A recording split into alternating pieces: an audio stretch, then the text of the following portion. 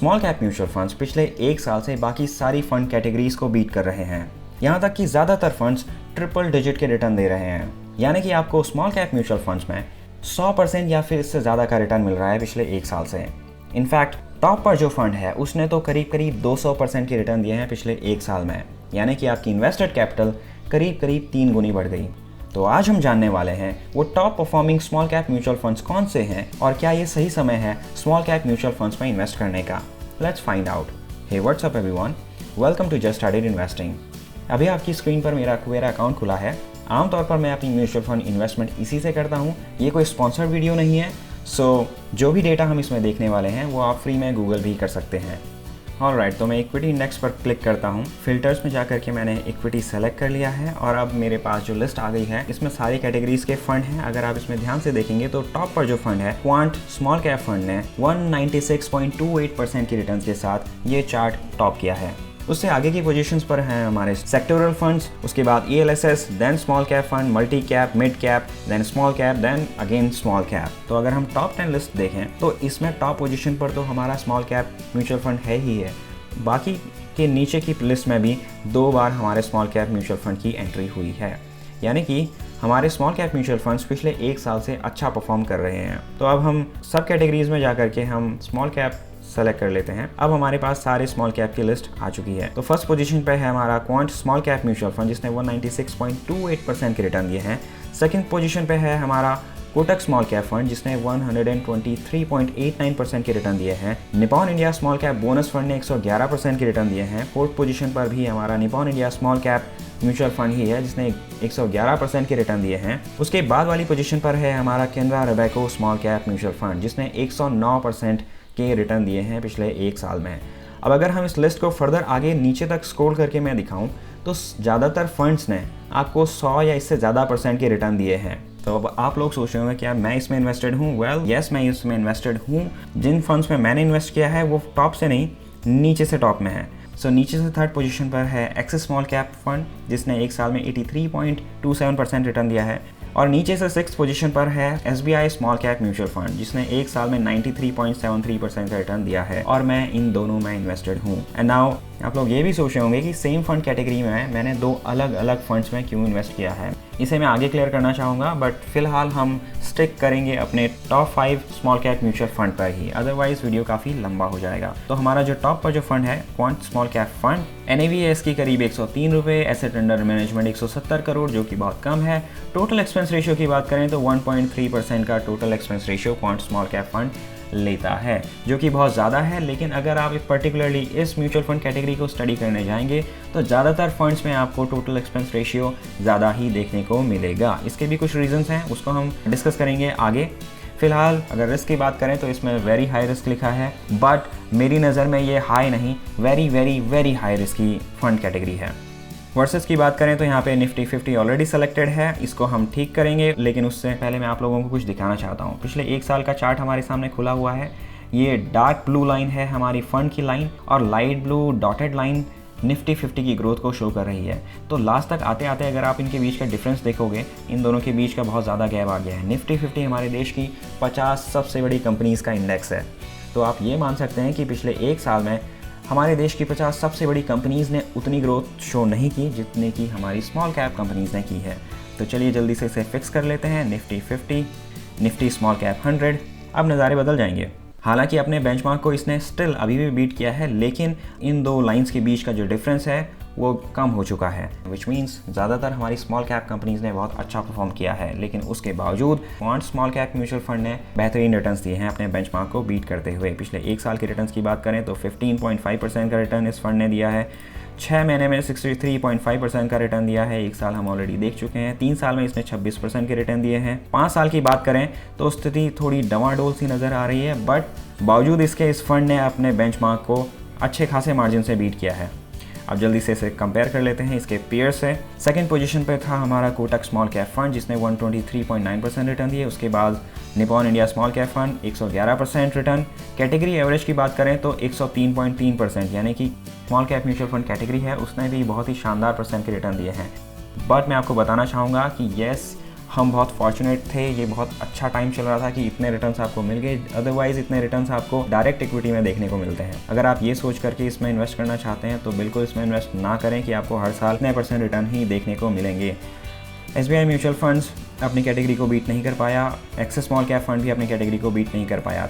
3 साल की बात करें तो क्वांट स्मॉल कैप फंड ने कैटेगरी को, अपने पीयर्स को बड़ी आसानी से बीट किया है। लेकिन ओवरऑल की बात करें, SBI स्मॉल कैप फंड और एक्सिस स्मॉल कैप फंड शानदार रिटर्न्स देते हुए नज़र आ रहे हैं और Nippon India small cap fund ने भी लॉन्ग टर्म में काफ़ी अच्छे रिटर्न्स दिए हैं। हालांकि क्वांट स्मॉल कैप फंड ने 1.4% का एक्सपेंस रेशियो लिया है, बावजूद इसके मुझे ऐसा लगता है कि जिस हिसाब से इसने रिटर्न्स दिए हैं वो इसके एक्सपेंस रेशियो को कम्प्लीटली जस्टिफाई करते हैं। ऑल्दो हमारा टारगेट हमेशा ये रहता है कि हमें सबसे कम एक्सपेंस रेशियो पे करना पड़े, बट अगर आपको रिटर्न्स अच्छे मिल रहे हों तो आपको ज़्यादा एक्सपेंस रेशियो पे करने से भी कोई प्रॉब्लम नहीं होनी चाहिए। अब इसके पास परफॉर्मेंस की बात करते हैं तो पिछले 1 साल में इस फंड ने आपके 1 लाख को 2,96,276 रुपये बना दिया। अगर सेम अमाउंट आपने FD की होती तो 1,06,500 हो गई होती, और सेविंग्स बैंक अकाउंट में आपने पैसे छोड़े होते, जो जनरली लोग छोड़ ही देते हैं, तो आपकी 1 लाख की वैल्यू 1,03,500 हो गई होती। 3 साल की बात करें तो आपको 96,000 का नुकसान हो गया होता इस स्मॉल कैप फंड में। नुकसान नहीं कहेंगे इसे, आपके प्रॉफिट में से 96,000 कम हो गए होते। फिक्स डिपॉजिट में आपको 1,20,000 बन गया होता और सेविंग्स बैंक अकाउंट में 1,10,872 रुपये आपके हो गए होते। अब मैं आपको कुछ चीज़ें बताना चाहता हूँ कि यस, जो ये particular small cap mutual fund category है, इसमें आपको आंधी सूखा बरसात जमकर देखने को मिलता है। हो सकता है कि शॉर्ट टर्म में आप बहुत ज़्यादा रिटर्न कमा लें, मीडियम टर्म में कुछ गंवा दें, लेकिन अगर आप लॉन्ग टर्म होराइजन के साथ इसमें इन्वेस्ट करते हैं तो बम्पर प्रॉफिट होने की पूरी गुंजाइश इस फंड में देखने को मिलती है। सो येस, पर्टिकुलरली इस फंड कैटेगरी ने पिछले 1 साल में शानदार रिटर्न्स दिए हैं। तो आप लोग अगर सिर्फ रिटर्न्स चेज करते हुए इसमें इन्वेस्ट कर देंगे तो आप बहुत बुरे फंसने के चांसेस हो सकते हैं। मेरी सलाह आपको ये होगी कि अगर आपका शॉर्ट टर्म या मीडियम टर्म होराइजन है तो एक अपने टोटल पोर्टफोलियो का एक छोटा परसेंटेज ही इस पर्टिकुलर फंड कैटेगरी में इन्वेस्ट करें। हम उसकी टॉप होल्डिंग्स को देखेंगे, उससे पहले मुझे आप लोगों को कुछ और बताना है। मैं कैटेगरी में गया, इक्विटी म्यूचुअल फंड सेलेक्ट किया, यहाँ से हम एक बार स्मॉल कैप को अनचेक कर देते हैं और लार्ज कैप फंड को हम क्लिक कर देते हैं। अब यहाँ से हम कुछ रैंडमली किसी भी म्यूचुअल फंड को पिक करते हैं और उनकी टॉप होल्डिंग्स को देखने की हम कोशिश करते हैं। तो मैंने आपके सामने 4 म्यूचुअल फंड की कैटेगरी ओपन कर दी है। पहला म्यूचुअल फंड है Franklin India blue chip fund, इसकी हम होल्डिंग्स देखते हैं। तो इसमें आप कुछ रैंडम नाम हम याद कर लेते हैं, ICICI bank, axis bank, HDFC bank, Infosys, कुछ 4-5 नाम हम देख लेते हैं। और दूसरे फंड में जाते हैं SBI ब्लू चिप फंड, इसमें जाते हैं, इसकी टॉप होल्डिंग्स में देखते हैं कि HDFC बैंक है, यस है, ICICI बैंक है, यस है, इन्फोसिस है, यस है, एक्सिस बैंक इसमें नहीं है। तो चलो दूसरे फंड में देखते हैं कोटक ब्लू चिप फंड, क्या इसकी टॉप होल्डिंग में आपको HDFC बैंक देखने को मिल रहा है? Absolutely yes. इन्फोसिस है, यस है, ICICI बैंक है, एक्सिस बैंक इसमें है। Next Mirae asset large cap fund पर जाते हैं, इसकी टॉप होल्डिंग्स को देखते हैं, इन्फोसिस है, HDFC है, ICICI बैंक है, एक्सिस है। मैं सिर्फ ये रैंडम नेम्स आपको सजेस्ट कर रहा हूँ, इसमें से बहुत सारे फंड्स हैं जो आपको हर एक पोर्टफोलियो में देखने को मिलेंगे। ये कुछ रैंडम नेम्स मैंने आपको बताए, यही वो रीज़न है कि मेरे पास 2 स्मॉल कैप म्यूचुअल फंड हैं। ऑल्दो ये कोई रिकमेंडेशन नहीं है, आप इसे एज अ रिकमेंडेशन ना लें। कहने का मतलब ये है कि आप लार्ज कैप म्यूचुअल फंड्स में एक सर्टेन पैटर्न्स को फॉलो होता हुआ देख सकते हैं। अब हम इन कैटेगरीज में कुछ पैटर्न देखने की कोशिश करते हैं, तो हम टॉप 5 को ही कंसिडर कर लेते हैं। Quant small cap fund, Kotak small cap fund, Nippon India small cap fund, Canara Robeco small cap fund. इन चारों से हमारा काम बन जाएगा। हम देखते हैं क्वांट स्मॉल कैप फंड, इनमें इन कंपनीज़ को देखते हैं, क्या इनमें से कोई कंपनीज दूसरे की टॉप होल्डिंग्स में हैं, क्या इसमें हमें कोई रिलेशन देखने को मिल रहा है, देखते हैं। सेकंड है हमारा कोटक स्मॉल कैप फंड, इसकी टॉप होल्डिंग्स देखते हैं, क्या यहाँ पे हमें कोई ऐसा स्टॉक है जो रिपीटेडली यूज़ होता हुआ दिख रहा हो, शायद नहीं। टॉप इंडस्ट्रीज़ की बात करें तो यहाँ पर भी बेसिक मटेरियल्स 22.9% है। Nippon India small cap fund की बात करें तो इसकी टॉप होल्डिंग्स में एक आध शेयर्स दोनों फंड्स में हो सकते हैं, बट अगर ओवरऑल कंपोजिशन की बात करें, एक थीम हमको रिपीटेडली देखने को मिल रही है, बेसिक मटेरियल्स 23.1%, बेसिक मटेरियल्स 33%, 10% का अंतर है। बेसिक मटेरियल्स की बात करें तो 22.9%, अभी भी बहुत ज़्यादा अंतर है। बेसिक मटेरियल्स की बात करें तो 20.7%। सेक्टर में कोरिलेशन तो दिख रहा है, लेकिन फंड की जो टॉप होल्डिंग्स हैं उनमें हमें बहुत ही कम कोरिलेशन देखने को मिलता है। और उसका सबसे बड़ा कारण पेबी की डेफिनेशन कहती है, लार्ज कैप फंड का मतलब होता है हमारे मार्केट कैपिटलाइजेशन के हिसाब से पहली से लेकर के 100 नंबर की पोजीशन तक की जो कंपनीज़ हैं उन्हें हम लार्ज कैप कंपनीज़ कहेंगे। 101 से लेकर 250 तक की जो कंपनीज़ हैं उनको हम मिड कैप कंपनीज़ कहेंगे, और 250 से आगे की जितनी भी कंपनीज़ हैं उनको हम स्मॉल कैप कंपनीज़ कहेंगे।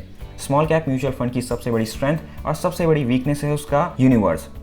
5000 में से 350 कंपनीज़ को हटाने के बाद जितनी कंपनीज़ बचती हैं वो सारी स्मॉल कैप कैटेगरीज़ में आ जाती हैं।